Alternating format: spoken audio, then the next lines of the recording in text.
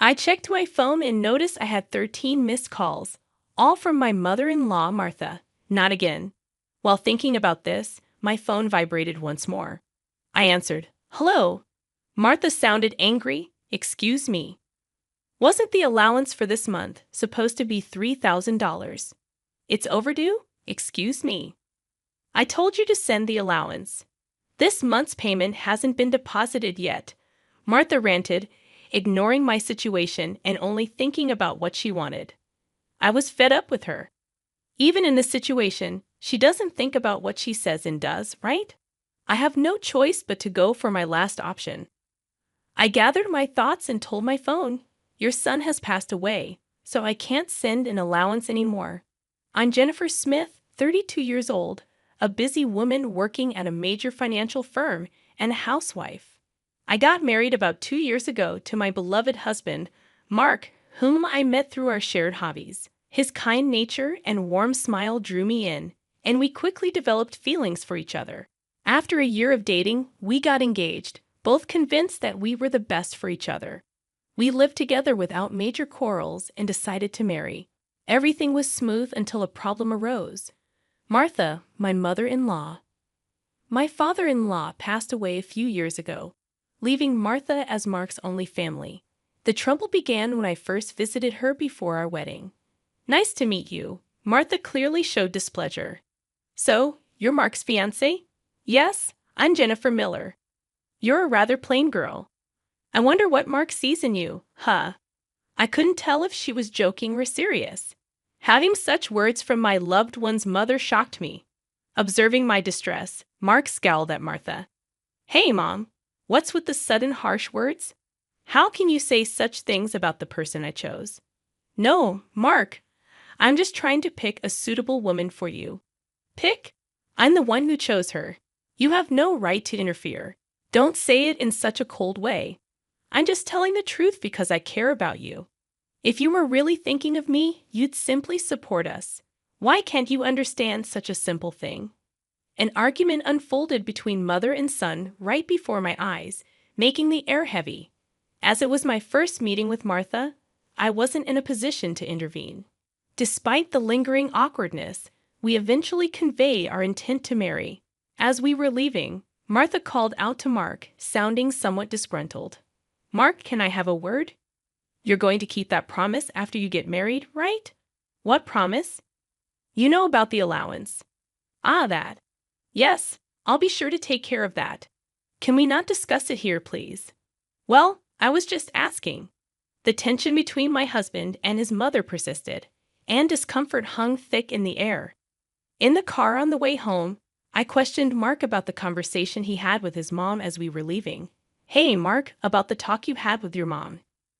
"Yeah, I should have told you about it, Jennifer. I heard something about an allowance. After my dad passed away, I've been sending money to my mom every month." "How much?" $2,000. "What? $2,000? I couldn't help but raise my voice in surprise. He sighed deeply and began to explain slowly. "Actually, my mom has a debt. She lost a lot of money at a casino a long time ago, and she's still paying it off. Her health isn't great these days, so she spends a lot of time at home. But she still needs money to live, right? But $2,000, isn't that a bit too much? If I try to lower the amount, she keeps calling me over and over. And no matter what, a mother is still a mother. I worry about her living alone." "I see. Mark is really devoted to his mother, but that makes sense. Since his father passed away, Martha has been the only family he has left. Regardless of her character, she's still his beloved mother. At that time, I only saw my husband as a kind person. 2 months after our wedding, during my lunch break one day, I got a call on my smartphone. The call was from Martha. When I answered with a hello, Martha began to speak cheerfully. "Jennifer, long time no see. Can we chat for a bit?" "Yes, what can I do for you?" "Well, I was hoping you could start sending me money." "Excuse me?" I was so taken aback, I couldn't find words to respond. However, Martha seemed excited to continue the conversation. "You mentioned before that you're working for a financial company, right?" That means you have a good salary, doesn't it? Well, not exactly. What, you're lying to avoid giving me money? That's not what I mean. Then what is it?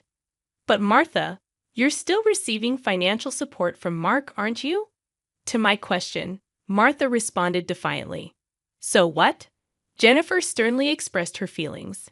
Martha, getting $2,000 monthly support is a big deal. And yet you're asking for more. Really? You think so? If you were to send me an additional $1,000, I could avoid burdening Mark. What do you mean by that? Well, I have Mark as a guarantor for my debts. If I fail to make payments, the debt collectors will go after him. Do you understand? But aren't you using part of Mark's $2,000 to pay back the debt? I'm short. I haven't told Mark, but I have a significant amount of debt. Martha's tone made it clear that this was a fact. Even her husband was unaware of it. With future plans of having children, our expenses were set to increase.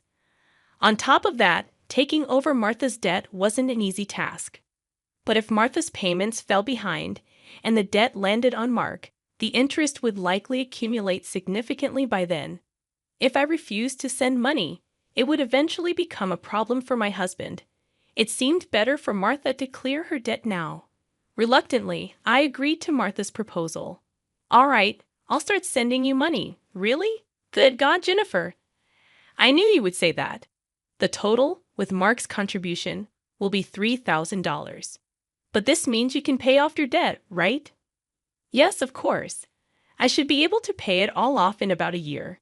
You promise, right? You'll make sure to pay off all your debts? I get it. So I'll be expecting it from this month onwards. Martha ended the call abruptly. The combination of physical exhaustion from work and this emotional burden only added to my stress. $1,000 a month, that's going to be rough, but it's also to prevent future problems for us. After all, if Martha can't make a living, it will upset Mark as well. That night, I promptly reported the matter to my husband. He told me I didn't have to do this, but I had already given my word to Martha, and it was a decision made for our future well-being. Mark expressed his gratitude and understanding, wearing a sorry expression throughout. Time passed, and 2 years have gone by. The financial support we initially thought would last a year is still ongoing, and even now, we're sending $3,000 every month to Martha. Moreover, about 2 months ago, Mark fell ill and hasn't been able to work. He's on sick leave, receiving disability benefits, but it's much less than his previous salary. Last month, I managed to transfer $3,000 to Martha from my savings, but if this situation continues, it will be very challenging. Shockingly, Martha has not visited her sick son even once. Despite informing her about his hospitalization, she doesn't show up and only contacts me to ask, "You're still sending the money, right?" I was furious and decided to talk to Mark about it. Mark, listen. Isn't it wrong that Martha is only concerned about money despite your condition? We need to seriously consider what to do moving forward. Yeah, I've been thinking the same thing. I don't want to put more strain on you, Jennifer. This month, too, she's bombarding me with calls and messages, asking if we've sent the money yet. Can you believe it? How could she focus solely on money when her son is unwell? Mark expressed his frustration at his mother, his face showing signs of weariness. Then, with a sudden idea, Mark exclaimed, "I've got it," and flashed a sly grin. "What is it, Mark?" I inquired. "Well, this is our last option. I've thought of something unconventional." "Yeah, for my mom." "What?" Mark proposed a plan beyond my imagination. While it might be considered inappropriate, it appeared to be the only way to get Martha to comprehend. A few weeks later, Mark was discharged from the hospital. Since Martha hadn't responded to any of our messages, we didn't inform her about Mark's release. In the past 2 weeks, Martha had persistently demanded the money. While Mark and I were enjoying a cup of tea, a message popped up on my phone. Upon checking, I saw 13 missed calls from Martha again. As expected, my phone vibrated once more. It was another call from Martha. "Hello," I responded, activating the speaker microphone so that Mark could also listen. Martha immediately started shouting. Listen, where's the $3,000 for this month? Excuse me, that's right. The money for this month hasn't been transferred yet. Do you realize Mark is now? I began, but Martha cut me off, saying, I don't care if he's in the hospital or whatever. It's none of my business. You're working at a good place, right? You must have plenty of savings. Hurry up and transfer it here. Martha was yelling angrily. Eventually, she said something unbelievable. Listen, since you married Mark, if he can't pay, you have to pay me. Understand? If you refuse, I'll make you the guarantor. Got it? At that moment, something inside me snapped. She was openly expressing her demands without considering our situation at all. I had reached my breaking point with her. I had no choice but to resort to the last option. I firmly declared into my smartphone, Mark has passed away. I can't send you any more money. At these words, Martha blurted out a baffled what. This was the final step that my husband suggested, to lie to Martha about Mark's death and observe her reaction. If she showed any sign of sadness, reflected on her behavior, and apologized, we would continue to support her financially. But if she didn't reflect and demanded money, we would sever ties completely. Deep down, I believed that even someone like Martha would deeply reflect on her actions if she were told that her own son had died. But in the very next moment, Martha burst into loud laughter. Yay, what's so funny? I asked. Well, isn't it obvious? If Mark is dead, that means his inheritance will be distributed to me too. Excuse me. I've been looking into it since I heard that Mark was sick. Listen here, 2/3 of Mark's assets are yours, but 1/3 is mine. I was at a loss for words. I never thought that when she first heard that her son was sick, she wouldn't look into treatment, but into how the inheritance would be divided. My anger surpassed. I was simply dumbfounded.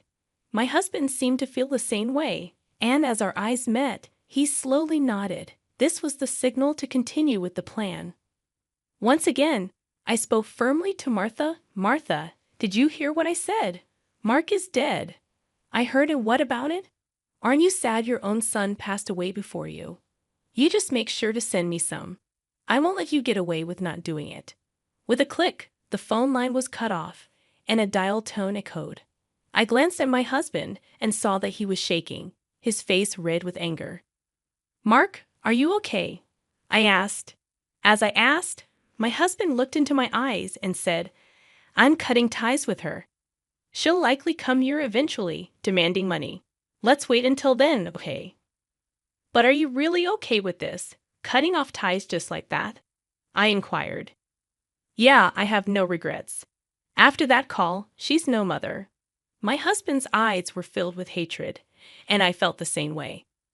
A person who only thinks about money over her own son's life is not family to me. A few days later, as we expected, Martha came to our house. For the time being, I decided to hide my husband in the next room and deal with Martha myself. Then Martha approached me with a face like a demon. Hey, give me Mark's inheritance right now, she demanded. Again with that. Anything else to say? He's already dead, isn't he? It's pointless to say anything now. Yet you never even visited him. What are you saying? Are you really his mother? You're so annoying. Give me the inheritance right away. I don't mind getting a lawyer. Speaking more would be a waste of time. Just as I thought that, my husband emerged from the next room. Seeing him, Martha let out a startled gasp, as if she had seen a ghost. Mark, why weren't you dead? Long time no see, Mom. Sorry, but the news about my death was a lie. Lie? How could you be so disrespectful? I wanted to confirm your true nature, Mom. I was curious about how you'd handle the allowance if your son died. But you turned out to be a gold digger, just as I suspected. I got that perfectly. What? How dare you call your mother a gold digger? Silence. I'm cutting ties with a toxic parent like you. Martha's mouth was agape at my husband's angry shouts. She could not come to terms with the fact that her own son was severing ties with her. What? What does this mean, Mark? It means exactly what I said. I can't consider someone like you as my mother. No way. Then what about the allowance? Do you really think I would? You're on your own with the debts. We're moving. Wait, please. If you do that, what about my living expenses? With tears in her eyes, Martha reached out to my husband. He forcefully shook off her hand, looked at her coldly, and said, I don't care about your living expenses. You have been living off us without even a single apology. I really understand your despicable nature now. Don't you dare show up in front of us again. No, wait, Mark. Are you going to abandon your mother? Ignoring her words, my husband seized Martha's arm and guided her to the front door. He tossed her shoes and bag outside and escorted Martha out of the house.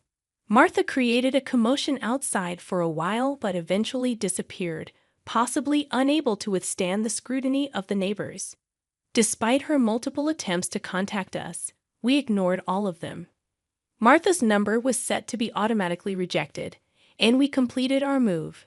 Regarding the issue of co-signing for the debts, it became invalid since Martha had made Mark the co-signer without his consent, absolving him of responsibility. Without the allowance from us, Martha seems to be leading a challenging life. It's only natural, given that she had been using the allowance for gambling instead of settling her debts. She still faces a substantial debt burden and is pursued by debt collectors daily. Unable to indulge in gambling anymore, she appears to be working tirelessly from dawn to dusk. It's unlikely that she will be able to fully clear her debts in the foreseeable future. She will have to keep working until she is physically unable to do so. This is entirely a consequence of her own actions. As for us, we are enjoying fulfilling days in our new home. My husband's health has stabilized, and he has returned to work. After some time, we discovered a new life growing in my belly. We are expecting an additional member in our family next year. Moving forward, we aim to cherish happy moments as a family of 3.